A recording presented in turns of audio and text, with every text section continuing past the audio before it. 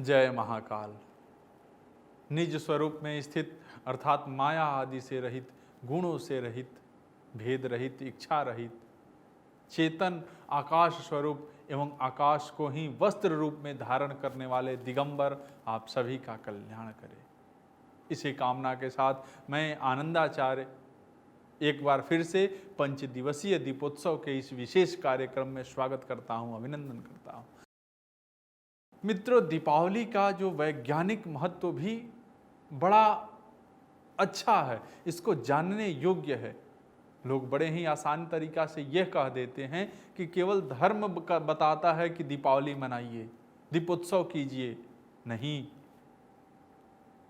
भारतीय संस्कृति में ऐसा कोई भी पर्व नहीं है, सनातन संस्कृति में ऐसा कोई पर्व नहीं बना जिसमें वैज्ञानिक महत्व ना हो। और आज हम वैज्ञानिक महत्व पर ही चर्चा करने वाले हैं। दीपावली का त्यौहार जो होता है वर्षा ऋतु की समाप्ति के उपरांत शरद ऋतु के प्रारंभ में मनाया जाता है, और यह समय एक ऋतु के आगमन तो दूसरे के प्रस्थान का होता है। ऐसे में हम गौर करेंगे तो पाएंगे कि यह धान की फसल कटने का भी समय होता है, अर्थात हमारा अनाज खेत से उठकर हमारे घर में आ रहा होता है, और जिसके लिए हमें साफ सफाई की आवश्यकता होती है, क्योंकि यह अनाज ही हम पूरे साल उपयोग में लाते हैं। इसी प्रकार ठंड से पहले बारिश और गर्मी गुजर चुकी होती है, जिसमें धूल हवा आदि के कारण पूरा घर गंदा हो जाता है, और रही सही कमी वर्षा ऋतु के दौरान बारिश पूरा कर देता है। जब घरों में सीलन, पानी का जमाव, दीवारों पर से रंग उतरना, जिससे कि घर और वातावरण श्रीविहीन लगने लगता है, इस स्थिति में दीपावली आता है।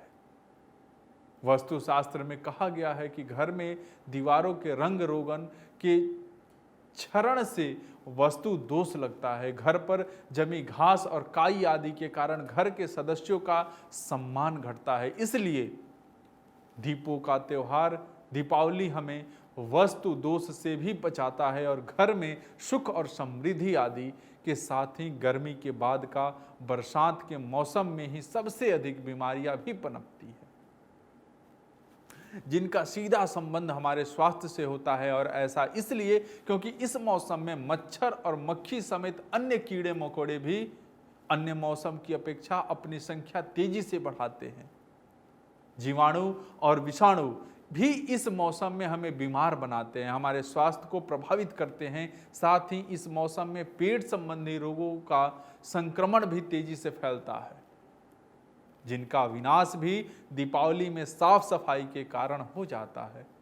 घर के कूड़े कचरे में जमे कीटाणु और विषाणु से भी इसी दीपों के पावन पर्व पर निजात मिल जाती है। इन सब के अलावा हम दीपावली में उन स्थानों पर भी रोशनी करते हैं जिन हिस्सों में इन दिन के बाद शायद ही रोशनी के दर्शन हो पाते हैं। हमारे आपके घर में बहुत ऐसे स्थान और कोने होते हैं जहां हम दीपावली वाले दिन साफ सफाई कर दीपक प्रज्वलित करते हैं, और उस दीपक के प्रकाश के कारण वातावरण बदलाव होता है, और वहां बैठे कीड़े मकोड़े और अन्य जीव जंतुओं से छुटकारा मिल जाता है।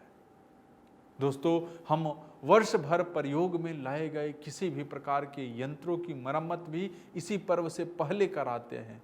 ऐसा इसलिए क्योंकि दीपावली का त्यौहार हमारे रहन सहन के अधिक करीब होता है। इस प्रकार से दीपावली का पावन पर्व हमारे जीवन में जाने अनजाने ही सही लेकिन अच्छाइयों को लाता है, और यही कारण है कि इस दीपोत्सव की परंपरा वैदिक काल से लेकर अब तक चली आ रही है। यह मात्र एक धार्मिक पर्व न होकर के वैज्ञानिक तथ्यों के उजाले में रखकर किया गया प्रयोग है, जिसे हम अपनी धार्मिक भावनाओं और श्रद्धा भूमि के साथ सांस्कृतिक तौर पर भी जीवन को नए उजालों से अलौकित करते हैं। वैज्ञानिक स्तर पर सभी प्रयोगों को जीवनोपयोगी पाते हुए हम वर्ष दीपावली का पावन पर्व श्रद्धा, भक्ति, हर्ष और उल्लास के साथ अपने चाहने वालों दोस्तों, पारिवारिक सदस्यों और नाते रिश्तेदारों के साथ मनाते हैं। तो आप सब भी जान चुके कि इसका धार्मिक और वैज्ञानिक कारण क्या है। आज बस इतना ही। महादेव आप सबकी रक्षा करे। जय महाकाल।